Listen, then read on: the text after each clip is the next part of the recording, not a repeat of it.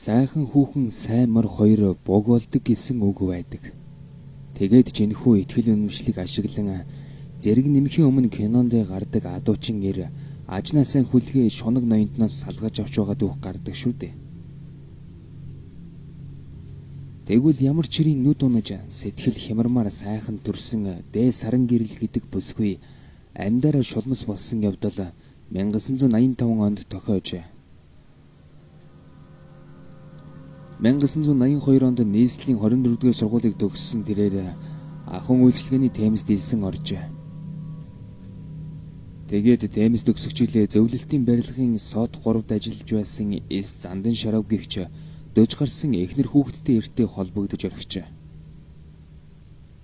Эс Зандан Шарав түүний үдсэглэн гоо бие цогцос гинэн хонгор аашааланд нь унаж туслаа дурлахтаа эхнэр 3 хүүхдээ гаргуунд нь гаргаж үнсэнд хаягдсан шалц шиг орхихоо юм чинээ бодсонгүй. Дээ саран гэрэлээ тэр үед аав нь өнгөрөөд удаагүй. Бас ээж нь бие муудад хэвтэрт орчихсон байсан учраас айлын ганц охины хувьд амьдрал нь хүнд байсан нь ойлгомжтой. Яг тэр үед нь эс Зандан Шарав эхнэр хүүхдээ хаяад тэдний гэр дээрээ суучихжээ. Дээ саран гэрлийн ээж нь ухаан орон гарan байхдаа "Охин минь, энэ хүн нэг л хүйтэн харцтай юм. Чамайг ихэлээ зовоох байхтай" гэж хэлэхэд анхныхаараа өгсөн тэнэгхэн охин ямар ч ухаарал авсангүй. Тэгээд ч ханаасаа салсандаа сэтгэл санаагаар унсан байсан эхэн тунч удалгүй өөд болжээ. Тэр цагаас эхлээд хайлсан тугалах шиг л бөмбөрч байсан Зандан Шарвын ааш зан өдөр ирэх тусам хуурч залуу эхнэрээ хардаж зовоох нь энүүхэнд болов. Сүүлдээ гэрээс ч гаргалгүй гаднаас нь цойжилчгоод явдаг болжээ.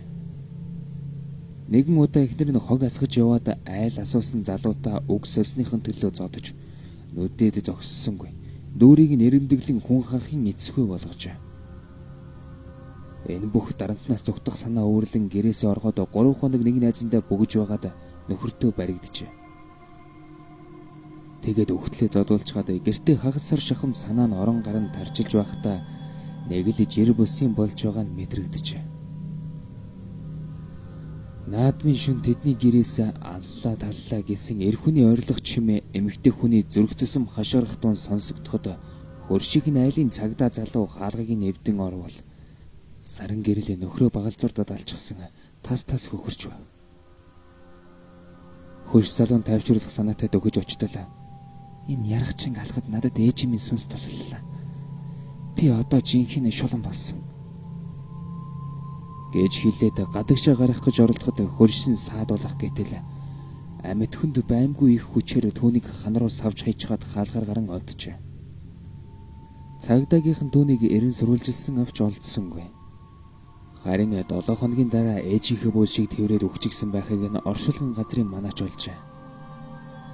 Түүнийг оршуулагчин болоход шүдэн ургаад соёо гарчихсан. Хөл гарынх нь хумс яг л баавгаан савар шиг болчихсон байжээ. Хэрэг явдал ч ингээд өнгөрөв. Дээ саран гэрлийн 3 дугаар хороололд байдаг 2 байрыг хотын захиргаанаас хурааж аван ойдлын нэгдлийн үйлдвэрт мастраар ажиллаж байсан Цэ гэдэг айлд олгожээ. Цэг их байранд ороод 3 хонож байтал баг хүүхэд нь юунаас ч айж цочиж уйлах болов. Социализмын хатуу чанд үе байсан учраас лам хараа гандан хідэр тэр бүр яваад байх бололцоо байсангүй.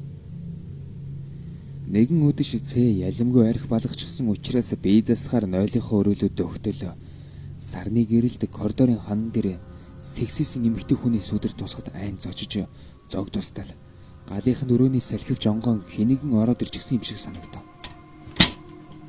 Мөнөөхөн хан дээрх сүдэр нэг арилан нэг тодрон байснаа араас нь хинэгний хүйтэн гар хүзүүг нь тэмдрэг болоход айсандаа дуун гарахаа болоод хөшиж орхив.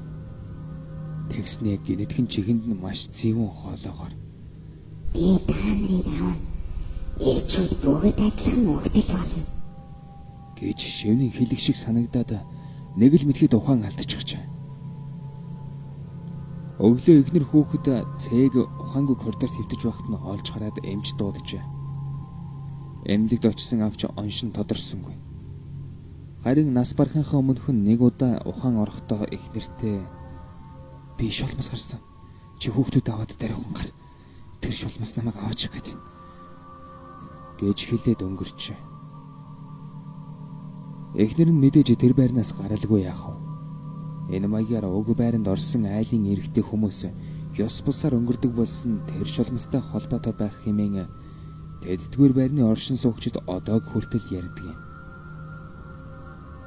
Харин 1990 онд энэ байранд хоёр охинтой эмэгтэй орсноор мөнөөхөн шулмас үзэгдэхээ болж өхөл зогсжээ. Гэвч энд эрхэн амьдрал дахиад л шулмсын хилэн бадрах байх хэмээн хуршүүд нь ярьдаг юм. Аудио зохиол үзүүлж байна. Хэрв танд манай контент таалагддаг бол та манай YouTube сүгийг subscribe хийж мөн манай Facebook хуудсыг лайк дараарай. Баярлалаа.